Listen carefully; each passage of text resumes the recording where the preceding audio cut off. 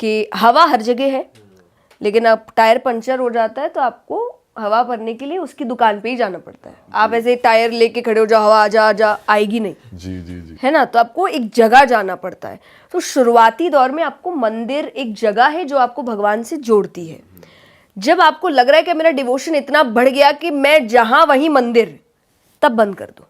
अब और वो आपकी एक बात अच्छी भी बात रिलेट हो रही है कि हम जाके ऐसी बात कर लेते हैं, बस सब ठीक चल रहा है, सब ठीक चल रहा है। ये तो है ही, और माइंड भी ना एकदम ब्लैंक हो जाता है कि आप गए, एकदम से थॉट्स आए जो भी चल रहा है आपकी जिंदगी में, फिर 5 मिनट बाद आप देखते हो कि कुछ आ ही नहीं रहा आपके माइंड में, सब खाली है, सब ब्लैंक हो, और दिस इज द सिर्फ पावर उन्हीं ऑफ पे फोकस है। डिवोशन, जो मैं कथा में कहती हूँ कि 3 घंटे आपको नहीं लग रहा करियर का क्या होगा, रिलेशनशिप में क्या चल रहा है, आप इंजॉय कर रहे हो, भजन गा रहे हो, नाच रहे हो।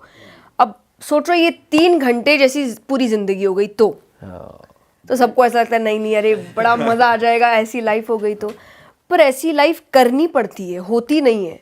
तो आपको वो 24/7 भगवान को इंक्लूड करना पड़ेगा अपनी लाइफ में, तब जाके आपकी वो टेंशन जो 3 घंटे की नहीं थी कि 3 घंटे कुछ पता नहीं चल रहा, वो 24/7 आपको लगेगा कुछ पता नहीं चल रहा। और मुझे ऐसा लगता है मेरी ज़िंदगी में यही है, मुझे टेंशन नहीं है किसी चीज़ की।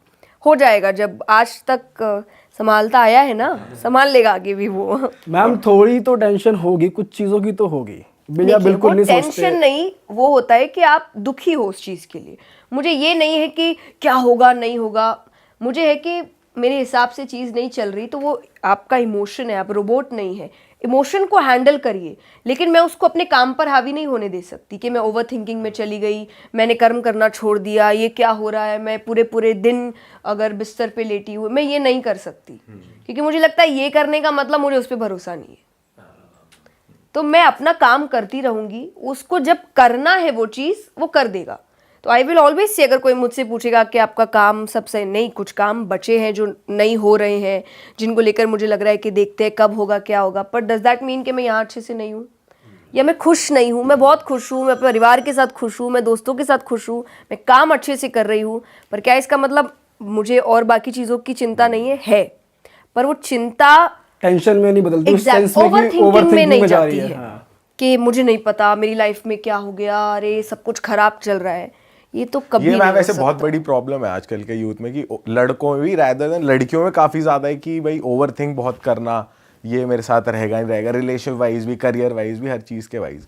तो काफ़ी ज़्यादा जूझ रहे लोग इस चीज़ से। तो वो कैसे, मतलब वो स्पिरिचुअलिटी के थ्रू ही सही हो सकती है? ही ऐसा सही है? हो सकता है। अच्छा, देखिए, मैं तो वही बोलूंगी जो मैंने किया, बाकी और भी चीज़ों की तरीके से हमने किया है, चाहे लोगों से बात करना है, चाहे किसी और तरीके के हैबिट्स में जाना है, सब कुछ ट्राई करके। पर मुझे ऐसा लगता है एंड में स्पिरिचुअलिटी, डिवाइन कनेक्शन आपके अंदर वो पावर क्रिएट कर सकता है कि बाहरी तत्व आपको परेशान ना करे। मैं जब कोविड आया, आज वैक्सीन वगैरह सब कुछ है, स्टिल देन डॉक्टर्स बोलते हैं इम्यूनिटी स्ट्रांग होनी चाहिए तो सब ठीक हो जाएगा। कि कोई भी वायरस, अगर आपकी इम्यूनिटी स्ट्रांग है, आपको परेशान नहीं करेगा। नॉर्मल लाइफ में भी यही होता है कि आपकी अंदरूनी शक्ति, चाहे मानसिक तौर से है या भावनात्मक, इमोशनल हो या मेंटल हो, अगर वो स्ट्रांग है तो बाहरी वायरस यानी लोग, सिचुएशंस आपको परेशान नहीं कर सकते। कि मैंने वो पावर किसी को नहीं दिया कि मुझे आके तंग करके चले जाओ, तो वो तो पावर मेरे ही पास है। अपने आप को तंग मैं ही कर सकती हूँ, कोई और कर नहीं सकता। तो ये समझना इज स्पिरिचुअलिटी। आपका इस लेवल तक पहुंच जाना, एकदम मेंटली आप स्टेबल हैं, दिख रहा है, बातों से भी मालूम पड़ रहा है, आपकी कथाओं से भी मालूम पड़ता है। तो मैं जानना चाहता हूँ आपकी शुरुआत कहाँ से हुई, मतलब स्पिरिचुअलिटी में आप कैसे आए? और जैसा आपने बताया आपकी मदर लड्डू गोपाल को इतनी केयर करती थी, फैमिली से तो आपको आया, बट वो कब था, कौन सा टाइम था जब आपने रियलाइज़ करा कि मुझे इसमें आना है? और मैंने कभी रियलाइज़ नहीं करा, ये मेरे लिए एक जर्नी थी।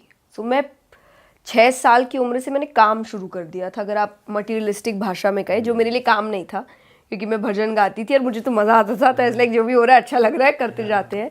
बट अगर आप अभी के हिसाब से सोचो तो I started working when I was 6, और रिलीजियस वे में। और मेरे घर का माहौल हमेशा से यही था, भजन गाना, सुंदरकांड सुनना, हनुमान चालीसा एवरीडे करना, स्क्रिप्चर्स की कहानियाँ रात को सुनना। तो मेरे लिए स्पिरिचुअलिटी एक जर्नी है कि मेरी तो ज़िंदगी यही है, मैंने तो यही किया हमेशा। मुझे मेरे घर में यही कि दुखी हो तो किसी के सामने नहीं रोना, उसके सामने रोना। तो हम तो बचपन से छोटे से बच्चे 7-8 साल की बच्ची को भी प्रॉब्लम हो रहा है तो मैं तो मंदिर जाके ही रो रही हूँ कि भगवान जी क्या कर रहे हो, भगवान जी मेरे दोस्त से लड़ाई हो गई, भगवान। तो मेरा तो ये लाइफस्टाइल है। तो मुझे कभी ऐसा दिन नहीं आया था कि अरे आज मुझे रियलाइज़ हुआ कि मैं स्पिरिचुअल हूँ या मुझे स्पिरिचुअलिटी की ओर जाना चाहिए। ये मेरी जर्नी थी और मैं इसीलिए कहती हूँ कि आप बचपन से ये जर्नी बनाओ बच्चों की।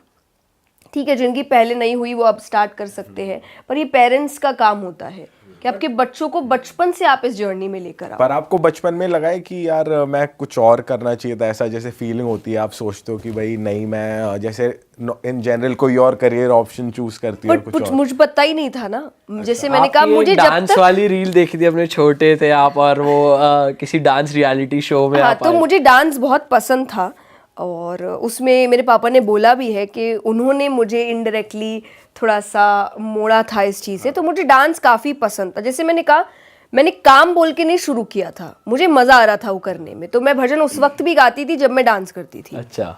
तो जब आपको समझ आता है ना कि अब मेरा करियर चुनने का टाइम है, I was already a name. तो मुझे कभी मौका नहीं मिला कि मैं सोचूं कि मुझे क्या बनना है। मैं बन चुकी थी जब सोचने का मौका आया।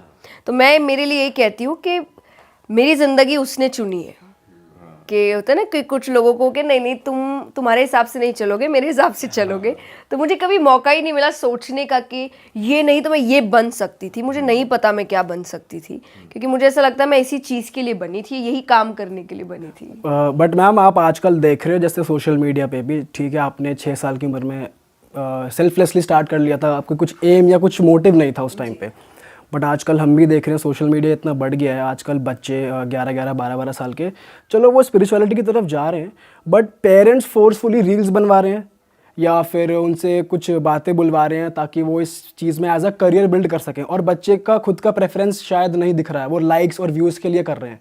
तो आप इस चीज़ को सपोर्ट करते हो या फिर आप?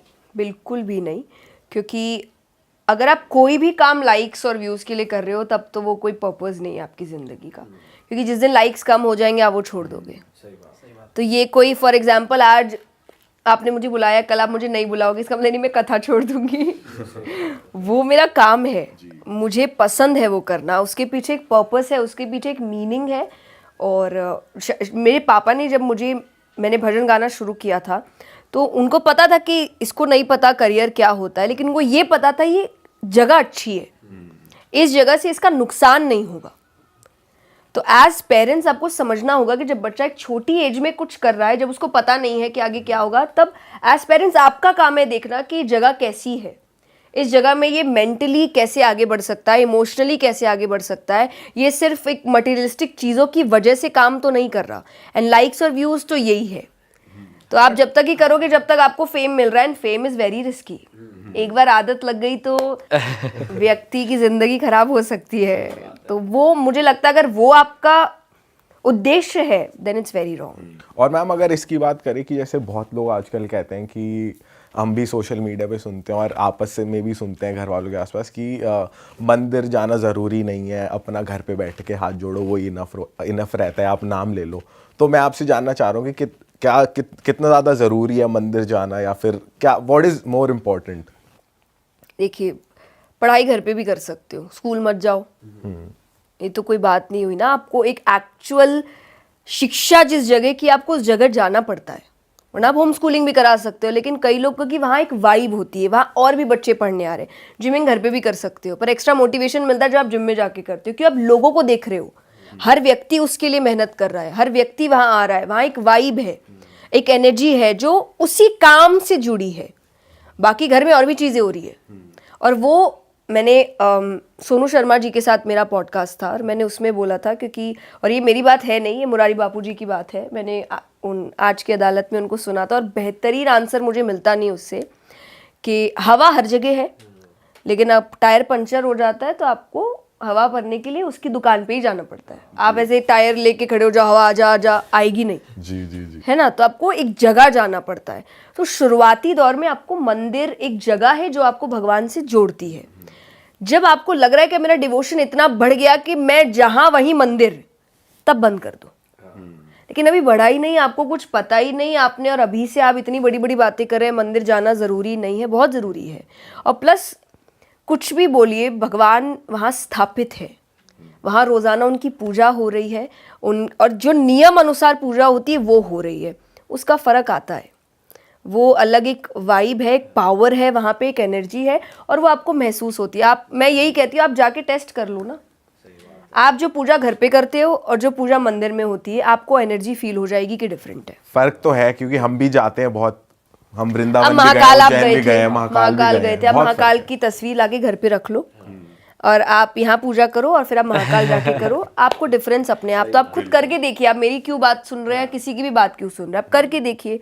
अगर आपको वाइब डिफरेंट आई तो जाना, नहीं आई तो मत जाना, किसी को जबरदस्ती तो कर नहीं सकते। बट मैम मैं ये जानना चाहता हूँ कि ये हमेशा स्पिरिचुअलिटी पे ही क्यों क्वेश्चन उठते हैं, कि मतलब क्या ये ऐसा है कि कलयुग है तो ऐसा ही होगा कि अच्छी चीज़ों पे क्वेश्चन होगा? क्योंकि आप 4 दोस्तों में ये बोल दो कि नहीं यार मैंने ना सिगरेट और दारू छोड़ दी है क्योंकि मैंने अब मंदिर जाने लगा हूँ, तो लोग कहते हैं अभी तू पागल हो गया, ये कोई उम्र है बाबा बनने की। या फिर आप अपने घर में ही कुछ ऐसी अच्छी प्रैक्टिस बता दो कि मैं नॉनवेज छोड़ रहा हूँ यार, क्यों इन चक्करों में पड़ रहा है, तेरी कोई उम्र है ये करने की, अपने काम धंधे पे ध्यान दो।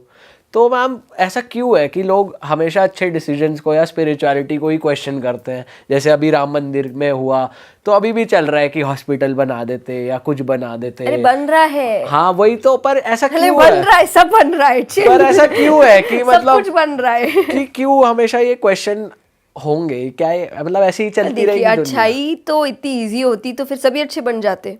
और प्लस जब आप अच्छे बनते हो ना, और अगर आपको उस वक्त लोग पीछे खींच रहे हैं, तो एक बहुत बड़ा ये एग्जाम्पल है कि आपको उन लोगों से दूर हो जाना चाहिए। क्योंकि वो आपको इसलिए नहीं पीछे खींच रहे हैं कि वो चाहते हैं कि आप ये, उनको ऐसा लग रहा है कि यार कोई एक अब हमारे सामने जो हमको रोज बताएगा कि हम गलत है, तो वो उनको अंदर से खाएगा कि ये जो कर रहा है ये अच्छा है, हम जो कर रहे हैं वो गलत है। अभी तक उनको बताने वाला कोई नहीं, क्योंकि पूरे ग्रुप में सभी वही कर रहे हैं। पर अब एक अचानक से ये जो अच्छे पाथ पे जा रहा है, रोजाना इनको बताएगा कि तुम गलत पाथ पे हो, वो किसी को पसंद नहीं है। तो इसीलिए वो आपको वापस पीछे खींचने की कोशिश करेंगे कि नहीं ये चीज़ गलत है। और दूसरा, आई थिंक हम बहुत स्टार्ट से ये चीज़ हमें सुनाई गई है कि बुढ़ापा पूजा पाठ का समय है, जो मुझे लगता है सबसे बड़ा रीज़न है आज का यूथ खराब होने का काम। क्योंकि आप भगवान को क्यों मनाते हैं, या आप स्क्रिप्चर्स, चलिए भगवान भी नहीं, मैं कहती हूँ आपको, मैं डिवोशन की ओर भी नहीं लेके जा रही, आप स्क्रिप्चर्स पढ़ रहे हो, स्क्रिप्चर्स पढ़ने का रीज़न क्या है? क्या है स्क्रिप्चर्स में? स्क्रिप्चर्स में नॉलेज है। किस चीज़ के लिए? जो हमारे वैदिक स्क्रिप्चर्स है। हाँ जी, हाँ वो मतलब इट्स लाइफस्टाइल, जीना कैसे, एग्जैक्टली जीना कैसे है, ये सीख कब रहे हो जब जीना बचा ही नहीं। फैक्ट्स। हाँ सही बात है, एकदम लॉजिकल बात है। जिंदगी बची नहीं तब आप सीख रहे जिंदगी जीना कैसे। तो ये इससे ज्यादा स्टूपिड हरकत और हो क्या सकती है? तो इसीलिए ये आपको बहुत पहले से इन चीज़ों में जोड़ दिया गया। अब इसका दूसरा रीज़न है क्योंकि सबको ऐसा लगता है भगवान से जुड़ना मतलब इस इंसान को आश्रम में रहना चाहिए, कुटिया में रहना चाहिए, जंगल में चला जाना चाहिए, पैसे छोड़ देने चाहिए, काम छोड़ देना चाहिए।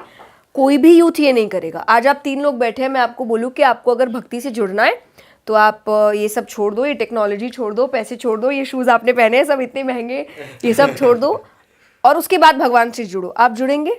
हम कहेंगे हम तो जुड़े हुए। हाँ हम कहेंगे हम ये सब तो भगवान ही करवा रहे हैं जी। नहीं, अगर आपका डिवोशन है नहीं, हाँ, अभी नहीं जुड़ेंगे आप। लेकिन अगर मैं आपसे कहूँ कि आपको कुछ छोड़ने की जरूरत नहीं है, मैं सब कुछ के रहते रहते आपको बैलेंस्ड वे में भगवान से जोड़ दूंगी, तब ऑब्वियसली आप आ जाएंगे। तो स्टार्ट से यूथ को हर चीज से दूर रहने के लिए बोला गया है, ये नहीं कर सकते, वो नहीं कर सकते, इतना डरा दिया गया कि यूथ बोला ठीक है बुढ़ापे में आगे करेंगे, जब हमने सब कुछ कर लिया होगा तब जब हम रेडी होंगे सब छोड़ने के लिए, तब हम भगवान के पास आ जाएंगे। और यही चीज ने, क्योंकि देखिए स्टार्ट में स्पिरिचुअलिटी थी, चीजें सही थी, बीच में काम खराब हुआ और फिर जनरेशन बिगड़ी, अब बिगड़ गई तो वापस से हम इसी में आ रहे हैं, लाइन पे आ रहे हैं। तो चीजें वही घूमती है। पहले बेल बॉटम्स चलते थे, फिर स्किनी जीन्स आई, अब वापस बेल बॉटम्स आ गए, वही चीज घूम फिर के आती है। बीच वाले थोड़ा काम खराब कर देते हैं तो वापस चीजें ठीक करनी पड़ती है। तो यही चीजें हैं कि यूथ को समझना होगा कि आप बैलेंस्ड वे में सब कुछ करिए, बस add the divine connection with you, और आपको लगेगा मनी मैटर्स में, रिलेशनशिप में, करियर वाइज हर चीज़ इतनी स्मूथली चलेगी कि आपको भी फील होने लगेगा कि सब झूठी बातें थी कि भगवान से जुड़ने के लिए सब कुछ छोड़ना पड़ता है, और छोड़ना पड़ता तो भगवान अर्जुन से इतना प्यार नहीं करते। मैम